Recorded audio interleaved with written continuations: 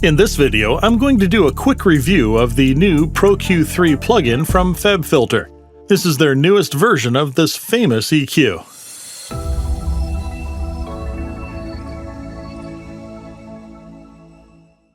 Fabfilter is a company known for their high-quality plugins. They make all kinds of plugins like compressors, reverb, delay, and so on. But they are probably best known for their equalizer plugin, the Pro Q, which has become kind of an industry standard by now. But what is it about this equalizer that has made it so popular? Well, in my opinion, there are three main reasons for this. Number one, it sounds good. It doesn't color the sound or make things sound harsh like some other plugins do, especially when applying a lot of corrective EQ. It also has several modes to choose from, like zero latency, linear phase, and natural phase, which means that it should be well suited for just about anybody. Reason number two is the features. It has a lot of good features packed into it, like mid-side processing, dynamic EQ, and so on. This newest version even has surround support up to Dolby Atmos. In short, there's very little this EQ cannot do. The third reason is its ease of use. The graphical user interface is very straightforward and intuitive to use. The way things are represented makes it easy to understand, and even someone who is not familiar with the plugin will be able to set up rather complex tasks without having to do too much, if any, research first. So let's dive right into it and look at some of the core features this plugin has to offer. When you load up the Fabfilter Pro Q3, this is how it looks. The GUI hasn't changed much from earlier versions, which is good. If you had a fast workflow with the previous version, there will be very little adaptation needed if you upgrade to this one. The GUI, or graphical user interface, is simple and informative. You can resize it to whatever size you want, or choose from the menu here. It can even be set to full screen mode, which can be useful when you want to make very precise surgical cuts, for example. Before we dive into the new functionality, let me just quickly show you some of the core functions of this EQ and what it can do. One of the things I like about this EQ is that everything is so intuitive. The placement of each button and every menu is carefully thought out in order to provide the fastest workflow possible. You can just double-click near the low or high end, for example, and it will make a low or high cut for you. You have all the usual settings for controlling the slopes and curves, of course, and this allows you to make all kinds of crazy shapes ideal for sound design. All bands have slope settings up to 96 dB per octave.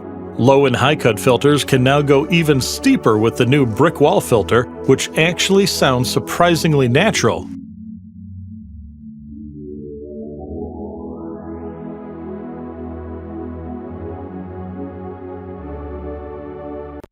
There's also a new flat tilt, which can come in handy if you just want to make a sound brighter or warmer without messing up the main character of the sound itself.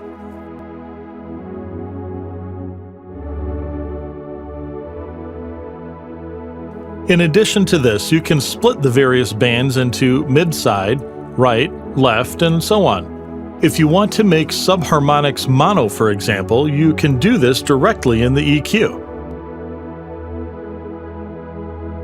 Down here you have the various processing modes.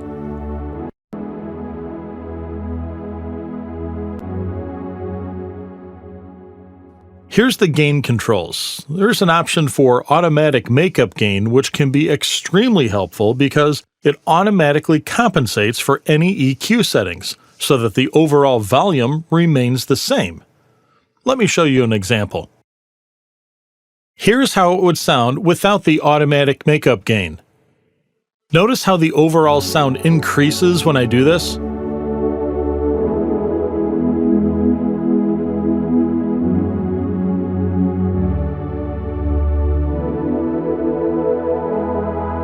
Now, did this make the sound better or just louder? Human hearing is far from perfect, so this can easily fool you into thinking that you've made the right decision, because louder always sounds better to humans. If you've watched our video about the loudness war, you know that louder always seems to sound better to humans. If you haven't seen it yet, then I recommend that you watch it as soon as you're done with this one. You can find the link in the description below. Now let's try to enable the automatic makeup gain and try this again.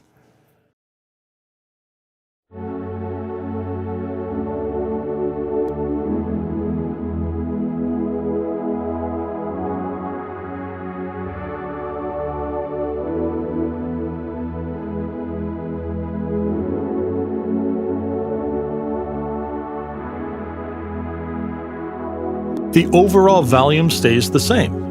This will make it much easier to determine if your EQing actually makes the sound better or not, because you're not fooled by the volume simply getting louder. So this is definitely a feature I recommend using. Another very popular feature in Pro Q is its ability to solo a part of the spectrum. This is extremely useful when hunting for problem areas in a mix, like when trying to identify a nasty resonant frequency, for example.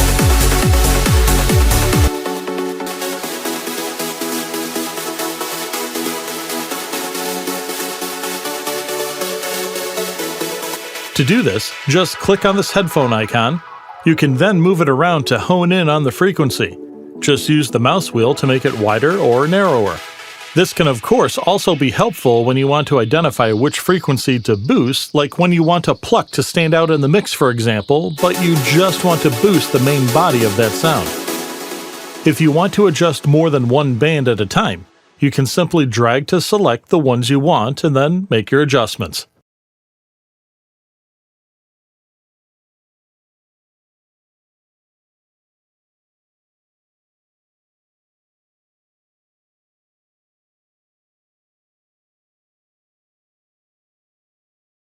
There's also plenty of useful presets to choose from.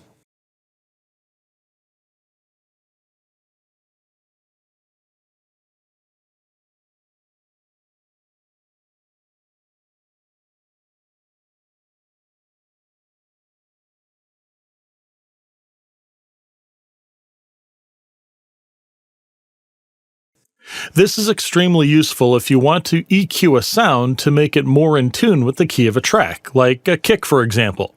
You can then easily reduce any resonant frequency that is not in the scale. You can also use it to boost the notes you do want to come through, like the root note, for example. This is a trick often used on subbasses. You can always look up the frequencies of various notes online, of course, but this just makes it much easier to do it on the fly, allowing you to save some time. If you want more precision, just hover over the keys and use the scroll wheel to zoom in or out. You can also type in frequencies manually. To do that, double-click on any point and then type in the exact frequency. In Pro Q3, you can use the EQ Match feature to automatically create corrective EQ curves. If you use Pro Q3 on all your mixer tracks, you can now also superimpose the spectrum of any other track onto the current analyzer window and use that as a reference. It will automatically name them after the name of the track, but you can also manually change the name here if you want. This feature can be extremely beneficial when trying to pinpoint phasing or clashing issues, for example. Or perhaps you're having problems trying to get your vocals to punch through the mix because they seem to be drowned out slightly by the leads. In that case, you can superimpose the frequency of the leads to see where the frequencies are building up. You can also use the headphone icon to determine where the main body of the vocals reside, and then make surgical cuts in the leads to let the vocal through in those key areas. This is much easier than constantly going back and forth between EQs. You can also use the dynamic EQ feature. Great when you want to have total control of your kick and bass, for example. There's a lot of possibilities here.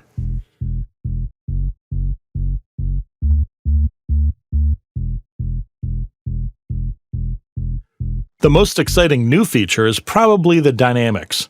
All gain knobs now have a ring around them that you can use to set the range. Here we have a low shelf. If I turn it down, it will now compress the low end, as well as boosting it. You can also drag up and down here to adjust the range. What would normally require 2 or more plugins can now be done in the EQ directly. You can use both downwards and upwards compression.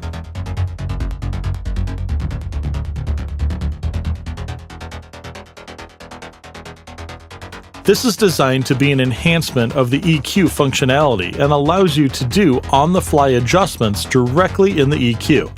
Unfortunately, you can't adjust the attack, release. This is set automatically, so if you want that real fine control, you would still need to use a dedicated multiband compressor instead.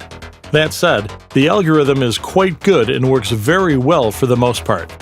In terms of CPU consumption, it's basically the same as in the previous versions. The exception is when using the new dynamics features and such, which will of course require more processing power, but that has to be expected. There's a lot more to this plugin that I haven't covered yet, such as sidechain functionality and other items, but that's all I had time for in this review. These are some of the core functions that I think are most important. I can safely recommend this plugin. This is actually my go-to plugin when it comes to EQ, and I use it in just about all of my tracks. I'm curious though, what EQ are you currently using? And what do you think about the new features in the Pro Q3? Would you consider trying it out? Let me know in the comments below.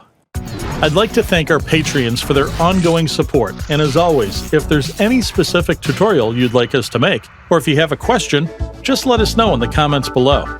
Thanks for watching.